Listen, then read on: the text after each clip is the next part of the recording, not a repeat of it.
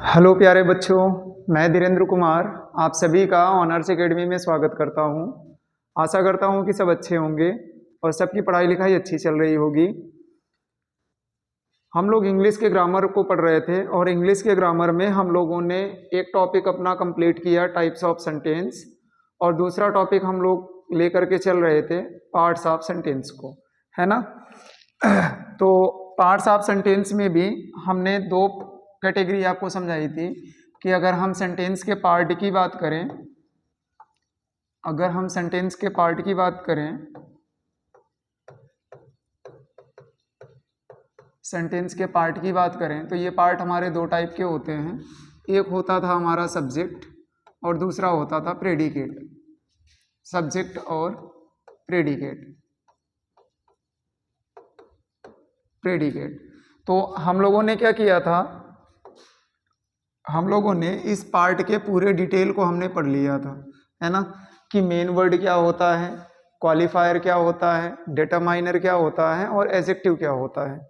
हम लोगों ने इसके बारे में पूरी कंप्लीट डिटेल में बातें कर ली थी। और आज से जो हम लोग स्टार्ट करने वाले हैं वो स्टार्ट करने वाले हैं प्रेडिकेट को लेकर के। तो आज हम लोग पढ़ेंगे प्रेडिकेट।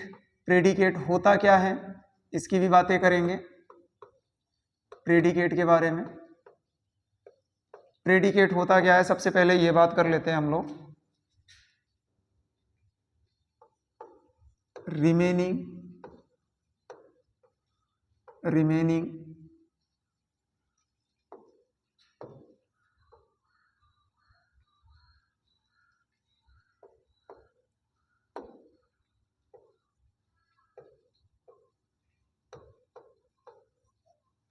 रिमेनिंग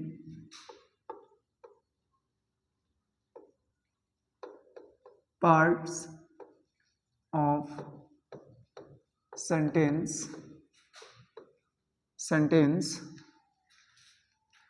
accepted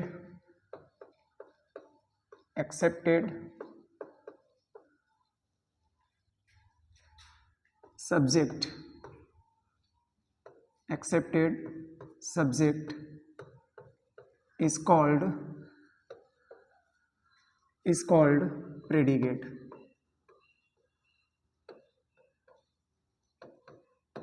प्रेडिकेट तो डेफिनेशन मैंने आपको क्या लिखाई, अगर ध्यान देंगे तो मैंने लिखा है कि रिमेनिंग पार्ट्स ऑफ सेंटेंस का बचा हुआ जो पार्ट होता है। एक्सेप्ट मतलब होता है बेटा छोड़कर, एक्सेप्ट मतलब होता है छोड़कर, किसको, सब्जेक्ट को छोड़ करके जो बचा हुआ भाग होता है सेंटेंस का वो हमारा कहलाता है प्रेडिकेट, है ना। तो अब हम बात करेंगे यही प्रेडिकेट के बारे में। अगर देखें तो जो हमारा प्रेडिकेट होता है बेटा, इसके पार्ट्स को अगर हम देखें, प्रेडिकेट अगर इसके पार्ट्स को हम लोग देखें तो पार्ट्स देखिए कितने टाइप के होते हैं। ये जो सबसे पहला होता है बेटा उसे हम कहते हैं वर्ब। सेकंड वन जो होता है वो हमारा होता है ऑब्जेक्ट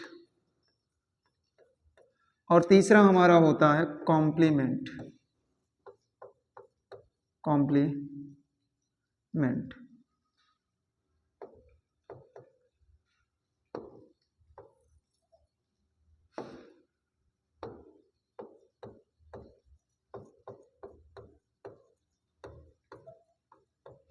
कॉम्प्लीमेंट और आगे बेटा जब हम इसके ऑब्जेक्ट की बात करेंगे ना तो ये ऑब्जेक्ट हमारे दो टाइप के होंगे।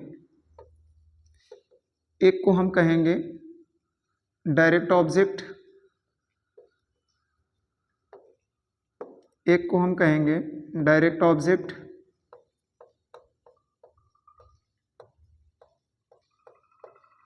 और एक को कहेंगे इनडायरेक्ट ऑब्जेक्ट। Indirect object. इसी तरह कॉम्प्लीमेंट को भी देखेंगे तो कॉम्प्लीमेंट भी हमारे दो टाइप के होते हैं। एक हमारा होता है सब्जेक्टिव कॉम्प्लीमेंट और एक होता है ऑब्जेक्टिव कॉम्प्लीमेंट। यहाँ जगह इस वर्ब को अगर जब हम देखेंगे तो इस वर्ब को बेटा हम लोग दो पार्ट में बांटते हैं।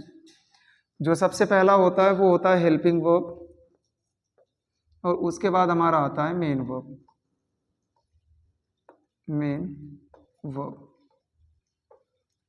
तो हमें बातें यहाँ से करनी है और डिटेल में हमें क्या करना है बेटा, इन सब चीज़ों को पढ़ना है। तो वर्ब्स की हमें लोग यहाँ पर क्या सीखेंगे, केवल और केवल डेफिनेशन सीखेंगे। ठीक, हेल्पिंग वर्ब क्या होता है, मेन वर्ब, थोड़ा सा इसकी बातें कर लेंगे, ऑब्जेक्ट की बातें कर लेंगे, डायरेक्ट ऑब्जेक्ट और इनडायरेक्ट ऑब्जेक्ट क्या होता है, और कॉम्प्लीमेंट की बातें करेंगे। ठीक है, तो आइए बात अब हम करते हैं आगे, शुरुआत करते हैं अपने अगले टॉपिक की ओर। तो जो अगला टॉपिक हमारा है वो हमारा है वर्ब। वर्ब, ये वर्ब होता क्या है, सबसे पहले हम तो बात ये करेंगे।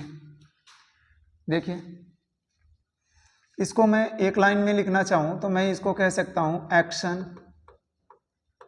Action denoting, action denoting word, action denoting word, यानी ऐसे वर्ड्स जो एक्शन को डिनोट करते हैं। एक्शन मीन्स कार्य, जो क्या करते हैं, कार्य को डिनोट करते हैं, वो हमारे क्या कहलाते हैं, वर्ब कहलाते हैं।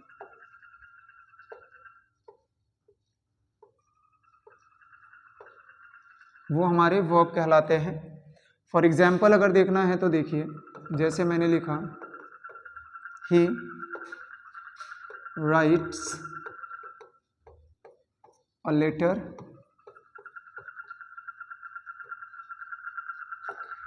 अगला मैंने लिखा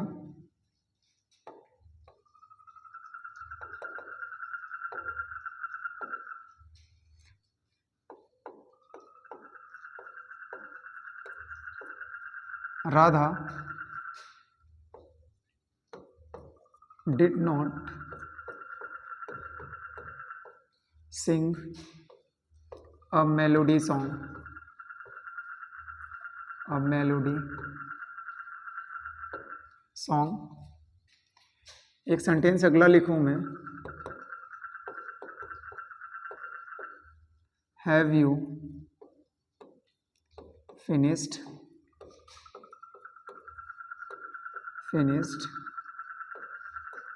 योर वर्क। अगला मैंने लिखा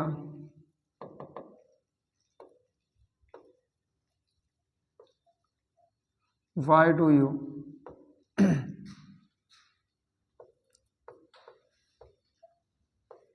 सर्च अ जॉब। मैंने चारों टाइप के सेंटेंस लिखे और चारों टाइप के सेंटेंस में हम क्या करेंगे, वर्ब को चेक करेंगे। तो एक्शन डिनोटिंग वर्ड्स होते हैं, मैंने आपको समझाया।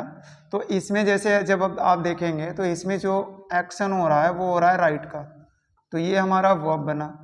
यहाँ जगह अगर एक्शन को देखेंगे तो एक्शन हमारा इसमें गाने का हो रहा है, तो यहाँ हमारा ये वर्ब बना। यहाँ जगह देखेंगे तो एक्शन हमारा फिनिश करने का हो रहा है, तो ये हमारा वर्ब बना। और यहाँ जगह भी देखेंगे तो एक्शन हमारा क्या हो रहा है, सर्च करने का हो रहा है, तो ये हमारा क्या बना, वर्ब बना। तो वर्ब की कैटेगरी को लेकर के हम लोगों ने चला और हम लोगों ने समझा कि वर्ब क्या होता है, और वर्ब्स की हम लोगों ने क्या समझी, डेफिनेशन समझी, और डेफिनेशन के हमने क्या समझे, एग्जाम्पल समझे। अब हम थोड़ी सी बात एक बार आगे करते हैं, नोट डाउन कर लीजिए, फिर बात करते हैं आगे।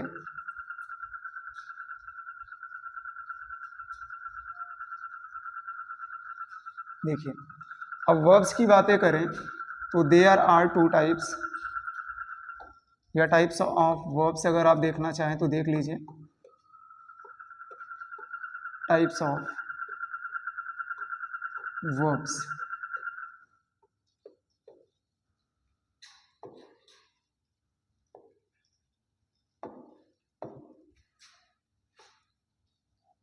या एक काम करते हैं, इसको सीधे ही लिख लेते हैं कि इस वर्ब्स को जब हम लेकर के चलते हैं वर्ब को, तो इसको हम लोग दो कैटेगरी में बांटते हैं। एक हमारा होता है हेल्पिंग वर्ब,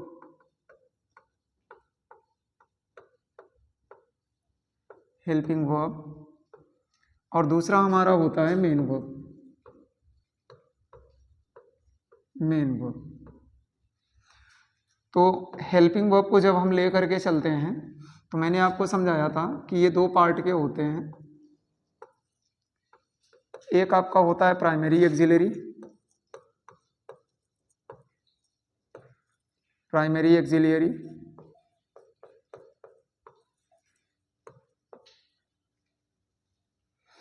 और एक होता है आपका मॉडल एक्सिलरी, मॉडल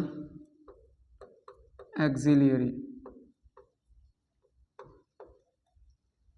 और इस मेन वर्ब्स को लेकर के चलेंगे तो इनके खुद के 5 पैटर्न होते हैं। एक वर्ब की फर्स्ट फॉर्म होती है, सेकंड फॉर्म होती है, थर्ड फॉर्म होती है, फोर्थ फॉर्म होती है, और एक आपकी फिफ्थ फॉर्म होती है। अगर फोर्थ फॉर्म को देखोगे तो वर्ब के फर्स्ट फॉर्म में आप क्या यूज़ करते हो, जब आईएनजी यूज़ करते हो तो ये फोर्थ फॉर्म कहलाता है, और जब फर्स्ट फॉर्म में आप यूज़ करते हो एस या ई एस का तो ये फिफ्थ फॉर्म कहलाता है। ठीक है, तो हम लोग बेटा वर्ब में अभी केवल यहीं तक की बातें पढ़ेंगे, क्योंकि इसके अगर अंदर चलेंगे तो थोड़ी सी चीज़ें डीप में चली जाएंगी। तो डीप वाली बातें हम लोग करेंगे जब पार्ट्स ऑफ स्पीच पढ़ेंगे वहाँ जगह। तो अभी हम लोग केवल वर्ब्स की थोड़ी सी बातें कर लिए थे और वर्ब्स की डेफिनेशन को समझ लिया। अब हम बात करेंगे प्रेडिकेट के अगले टाइप की, प्रेडिकेट के अगले टाइप की, जिसे हम लोग कहते हैं ऑब्जेक्ट।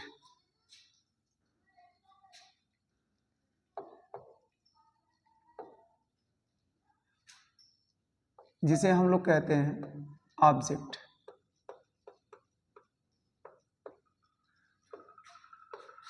प्यारी सी डेफिनेशन लिखूं तो the words which comes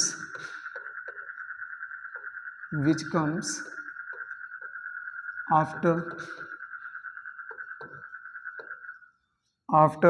the verb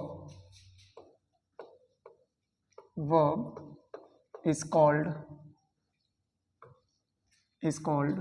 object। मैंने एक छोटी सी डेफिनेशन लिखी कि ऐसे वर्ड जो वर्ब के बाद आते हैं वो क्या कहलाते हैं, हमारे ऑब्जेक्ट कहलाते हैं। फॉर एग्जाम्पल अगर देखें तो जैसे एग्जाम्पल में मैंने लिखा she reads a novel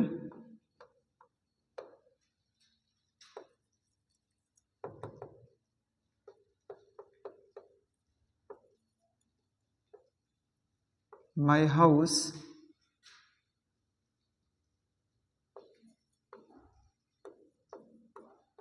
does not burn in the fire। अगला देखें तो जैसे मैंने लिखा हैव यू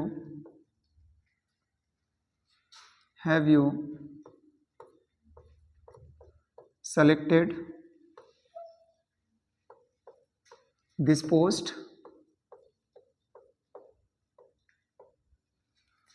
अब आइए इसमें हम लोग ऑब्जेक्ट को चेक करते हैं। तो हमने कहा कि वर्ब के तुरंत बाद आने वाला जो हमारा चीज़ है वो हमारा ऑब्जेक्ट कहलाता है। अब ऑब्जेक्ट में भी देखेंगे तो ये हमारा कोई नाउन है और ये हमारा क्या है,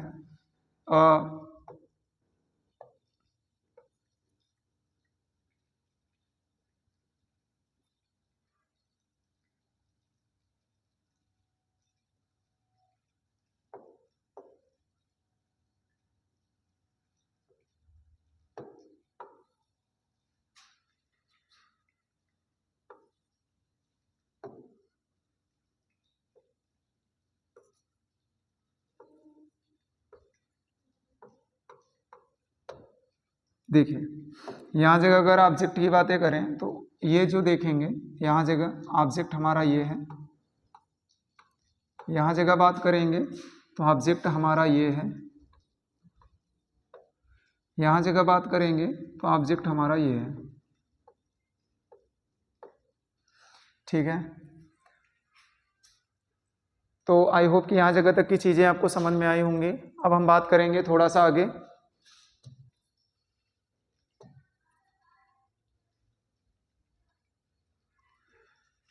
चलो अगला हम लोग हेडिंग डालेंगे पार्ट्स ऑफ ऑब्जेक्ट को, पार्ट्स ऑफ ऑब्जेक्ट को चेक करेंगे कि ये क्या होते हैं। देखो चेक करेंगे तो ये होते हैं बेटा there are two types, there are two types.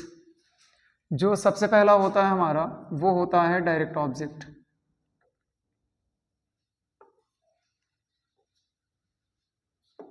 जो सबसे पहला होता है हमारा वो होता है डायरेक्ट ऑब्जेक्ट का,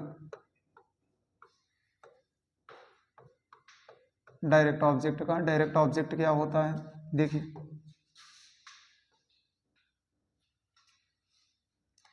तो मैं यहाँ जगह एक छोटी सी डेफिनेशन लिखना चाहूँगा कि direct object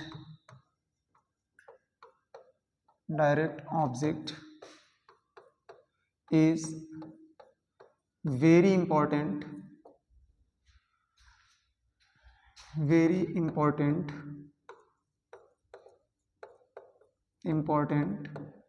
of any sentence, of नहीं इन लिखिएगा,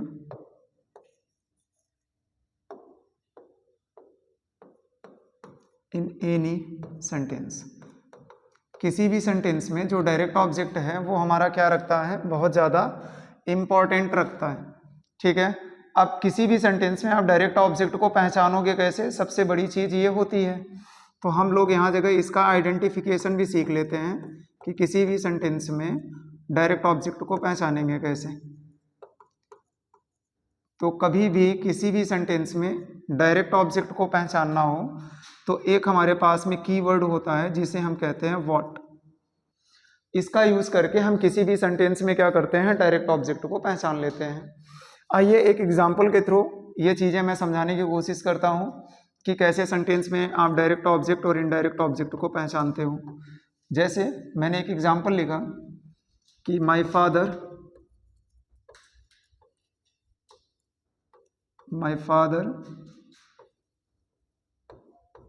gave me a cup of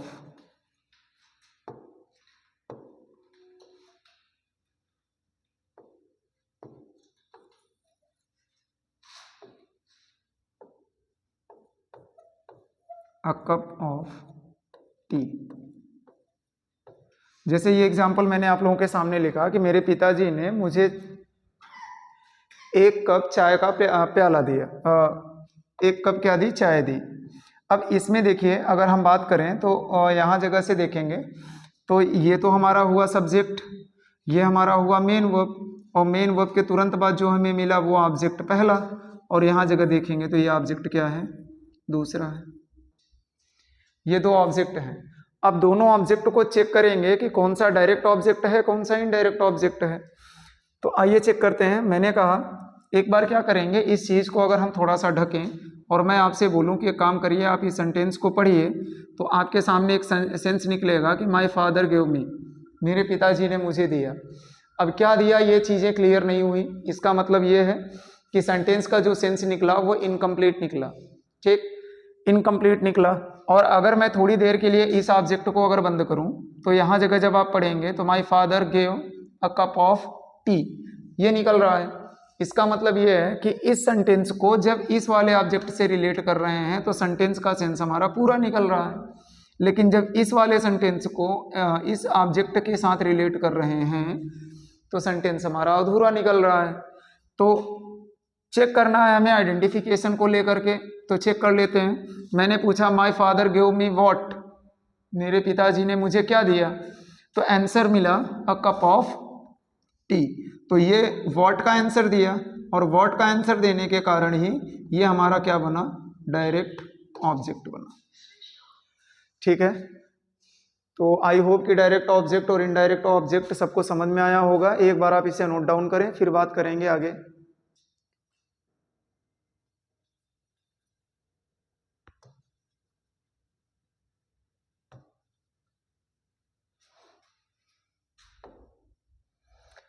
अब हम लोग बात करेंगे इनडायरेक्ट ऑब्जेक्ट की।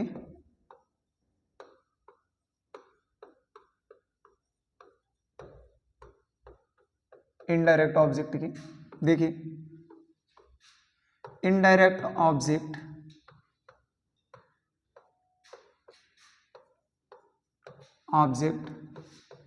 इज नॉट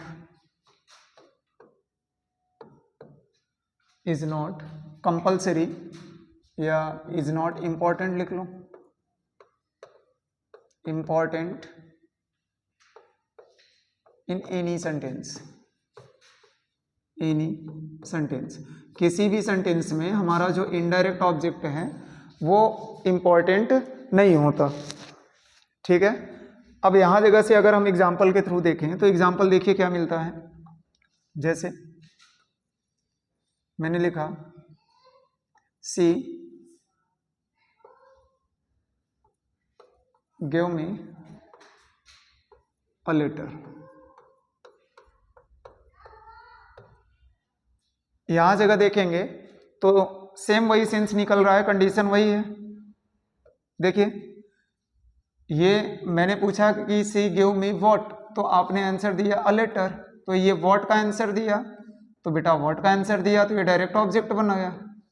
और ये जो है हमारा क्या बना, इनडायरेक्ट ऑब्जेक्ट बना। तो सिंपल सी एक बात मैं समझाना चाहता हूं ज़्यादातर, कि मोस्टली जो होता है ना आपका, मोस्टली जो इनडायरेक्ट ऑब्जेक्ट होंगे ना,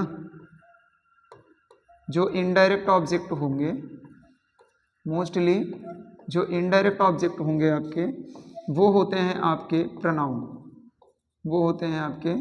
प्रोनाउन। और प्रोनाउन में भी कौन सा केस होता है, ऑब्जेक्टिव केस। प्रोनाउन का कौन सा केस, ऑब्जेक्टिव केस। ठीक है, तो एक बार बात हम लोगों ने यहाँ तक कर ली है, एक बार आप नोट डाउन करें, फिर बात करते हैं हम लोग आगे।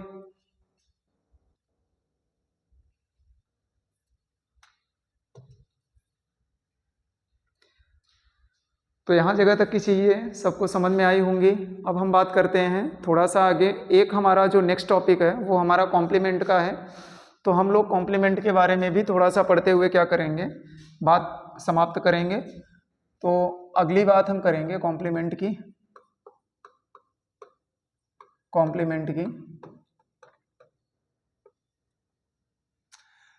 इसे बेटा हिंदी में हम लोग कहते हैं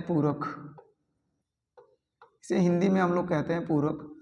अब कॉम्प्लीमेंट जो हमारा होता है वो हमारे सब्जेक्ट या ऑब्जेक्ट की ज़रूरत को क्या करता है, पूरा करता है। तो मैं क्या लिखूं कि complement is a word,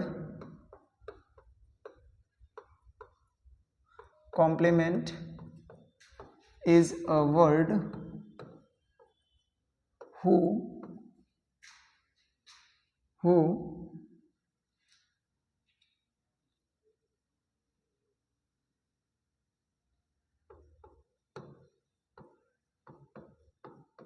complete the needs of subject or object.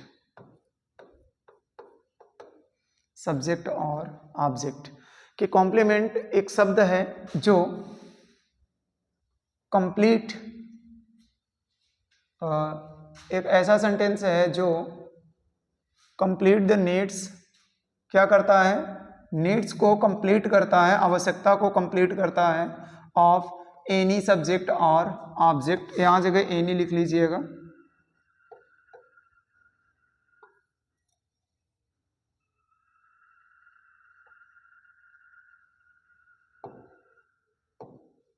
Of any. देखिए ज़्यादातर बेटा क्या होता है कि किताबी जो डेफिनीशन होती है, मैं लैंग्वेज किताबी डेफिनीशन नहीं समझाना चाहता, क्योंकि हमें चीज़ें केवल समझनी है और वो सेंटेंस में हमें अप्लाई करना है। ठीक है, तो ये चीज़ का ध्यान रखिए। मैं ज़्यादातर जो डेफिनीशन लिखता हूँ वो बनाए हुए होते हैं, खुद के दिमाग में चलते रहते हैं, वो मैं लिख देता हूँ। ठीक है, तो सेंस हमारा सेंटेंस के अकॉर्डिंग निकलना चाहिए, जो ज़्यादा इंपॉर्टेंट होता है। किताबों की डेफिनीशंस क्या होती हैं, आप रटते पड़े रहते हो, समस्या कहाँ पे हो जाती है, समस्या ये हो जाती है जब उसके पैटर्न को थोड़ा सा भी घुमा दिया जाता है। है ना। तो किताबी डेफिनेशंस को लेकर के ना चलें तो ज़्यादा अच्छा है, चीज़ें समझने की ज़्यादा कोशिश करें, ठीक है। जैसे मान लीजिए मैं एक एग्जाम्पल लिखूं, जैसे एक एग्जाम्पल लिखो, I want to become a teacher, I want to become a teacher, ठीक है। अगला सेंटेंस, अब यहाँ जगह अगर देखें तो सबसे पहले कॉम्प्लीमेंट की बात कर लें। देखिए जैसे यहाँ पर हमारा सब्जेक्ट आया आई, अब कौन टीचर बनना चाहता है, तो सेंस में निकल रहा है भाई कि आई नहीं बनना चाहता है। कौन बनना चाहता है? आई बनना चाहता है। तो यहाँ जगह बेटा ये जो अ टीचर शब्द आया है ये एक्चुअल में आपका है कॉम्प्लीमेंट, ये आपका क्या है? कॉम्प्लीमेंट है। हिंदी में बेटा एक बार अर्थ समझेंगे कि सब्जेक्ट की ज़रूरत को पूरा करने वाला ऑब्जेक्ट की जगह पर प्रयोग होने वाला जो शब्द है वो क्या कहलाता है? सब्जेक्टिव कॉम्प्लीमेंट कहलाता है।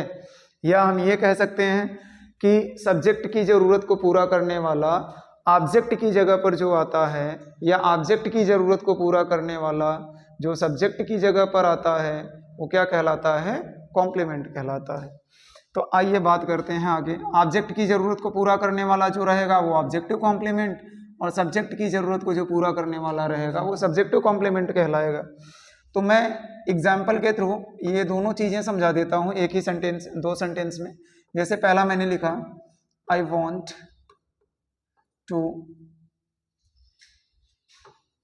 बिकम एन एक्टर, और एक सेंटेंस मैंने अगला लिखा कि माई टीचर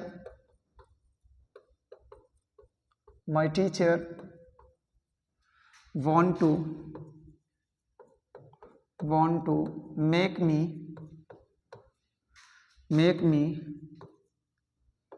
a doctor। मैंने दो सेंटेंस लिखे हैं और दोनों सेंटेंस में आपको चीज़ें सिखा देंगे कि डायरेक्ट ऑब्जेक्ट और इनडायरेक्ट सब्जेक्टिव कॉम्प्लीमेंट और ऑब्जेक्टिव कॉम्प्लीमेंट कैसे पहचानते हैं। देखिए मैंने कहा कि सब्जेक्ट की ज़रूरत को पूरा करने वाला ऑब्जेक्ट की जगह पर आने वाला वर्ड क्या कहलाता है? सब्जेक्टिव कॉम्प्लीमेंट कहलाता है। जैसे डॉक्टर, एक्टर, इसमें कौन बनना चाहता है? आई, तो ये आपका क्या बना? सब्जेक्टिव कॉम्प्लीमेंट, और इसने आई की ज़रूरत को क्या किया? पूरा किया, ठीक है। यहाँ जगह चेक करेंगे तो माई टीचर, मेरे teacher, want to make me, मुझे बनाना चाहते हैं, क्या बनाना चाहते हैं? A doctor. तो कौन बनना चाहता है? डॉक्टर। टीचर तो बनेगा नहीं, बनाना चाहता है वो किसे? मुझे। तो ये आपका ऑब्जेक्ट आया, ठीक। और इस ऑब्जेक्ट की ज़रूरत को इसने पूरा कर दिया, इस ऑब्जेक्ट की ज़रूरत को इसने पूरा किया, तो ये आपका क्या कहलाया? Objective complement, objective complement. तो आई होप कि ये सारी चीज़ें आपको समझ में आई होंगी। जैसे पार्ट्स ऑफ सब्जेक्ट के बारे में हम लोग लेकर के चले, सारी चीज़ें पढ़ी, पार्ट्स ऑफ प्रेडिकेट को लेकर के चले। दो पॉइंट और हैं, छोटे छोटे हैं, जिसको समझाते हुए ये चैप्टर्स की हम क्या करते हैं? समाप्ति करते हैं इस चैप्टर की। तो आइए देखते हैं वो दो पॉइंट हैं कौन कौन से। इसमें जो आपका सबसे पहला है, कुछ इंपॉर्टेंट पॉइंट हैं जो आपको समझाना चाहता हूँ इसमें। जो सबसे पहला है वो आपका है बेटा जीरंड। जीरंड होता क्या है? देखिए जीरंड क्या होता है? जब हम वर्ब के फर्स्ट फॉर्म में आईएनजी का यूज करते हैं, और ज़्यादातर इसका यूज हमारा होता है किसकी तरह? सब्जेक्ट की तरह। मोस्टली जो हमारा यूज होगा वो सब्जेक्ट की तरह होता है, सब्जेक्ट की तरह होता है। तो बेटा हम इसे कहते हैं क्या? जिरंड। जैसे देखिए आप लोगों के टीवी वगैरह में जब कोई ड्रिंक करने लगता है, स्मोक करने लगता है, तो क्या देता है? एक ऐड देता है। उस ऐड को क्या कहते हैं? जरा देखिए, देता है smoking causes cancer, smoking causes cancer, causes cancer. धूम्रपान से कर्क रोग होता है। जैसे drinking is injurious to health, drinking is injurious to health. अगला, जैसे मैंने लिखा walking is faithful for our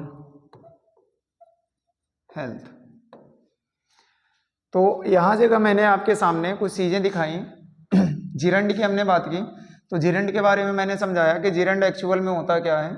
जब हम वर्ब के फर्स्ट फॉर्म में आईएनजी का यूज़ करते हैं और उसे प्रयोग करते हैं कैसे, सब्जेक्ट की तरह, तो वो हमारा कहलाता है जिरंड। बेसिकली ज़्यादातर सेंटेंस ऐसे ही होते हैं। तो यहाँ जगह देखो, जैसे स्मोक हमारा वर्ब के फर्स्ट फॉर्म होता है और हमने इसमें क्या किया, आईएनजी जोड़ा, तो ये बन गया स्मोकिंग। ठीक, ये बन गया स्मोकिंग। और यहाँ जगह देखो ये एज ए सब्जेक्ट के रूप में आया है। यहाँ जगह ड्रिंक में हमने जोड़ा आईएनजी, ये भी एज ए सब्जेक्ट के रूप में आया है। यहाँ हमने वॉक का यूज़ किया और यहाँ जगह ये भी हमारा किसके जैसे आया है, सब्जेक्ट के रूप में आया है। तो आई होप कि जिरंड सबको समझ में आया होगा। एक लास्ट वाला जो टॉपिक है, आइए उसको बात कर लेते हैं और यहाँ से समाप्त करते हैं। जो नेक्स्ट टॉपिक है आपका, वो आपका है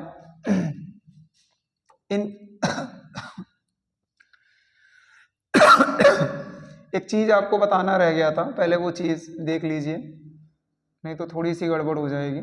देखिए, जैसे अभी हम लोग क्या कर रहे थे, इसी जिरंड को पढ़ा। अब इस जिरंड को पढ़ने के बाद यहाँ जगह जिरंड का बेटा जो सेंस निकलता है ना, इस जिरंड का जो सेंस निकलेगा, वो सेंस क्या निकलेगा, देखो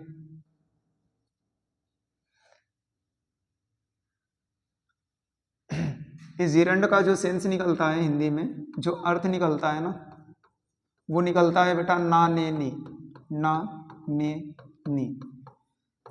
जैसे धूम्रपान करना, ना शब्द आया ना, तो ये हमारा क्या कहलाता है, जिरंड कहलाता है। इसी प्रकार हम लोग पढ़ते हैं बेटा इन्फिनिटिव को लेकर के। तो इन्फिनिटिव अगर देखिए तो इन्फिनिटिव क्या होता है,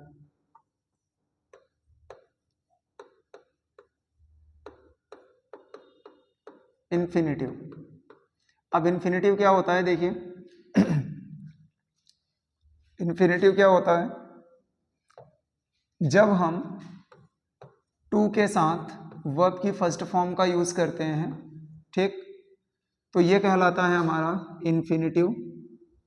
और हिंदी में बेटा इसका भी अर्थ क्या होता है, ना ने नी, ना ने नी। इसका अर्थ ये भी होता है, जैसे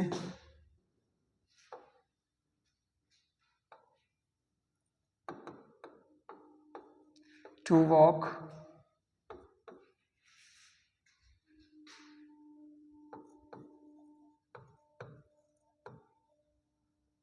केयरफुली, अच्छे से टहलना चाहिए।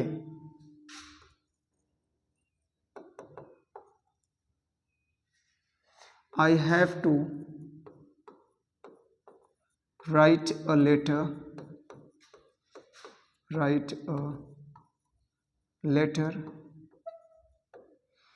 देखो यहाँ जगह भी चेक करोगे तो टू के साथ में वर्ब की फर्स्ट फॉर्म आई है। टू के साथ में क्या आई है, वर्ब की फर्स्ट फॉर्म आई है।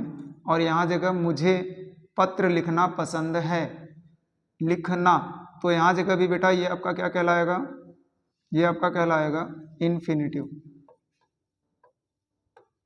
इन्फिनिटिव।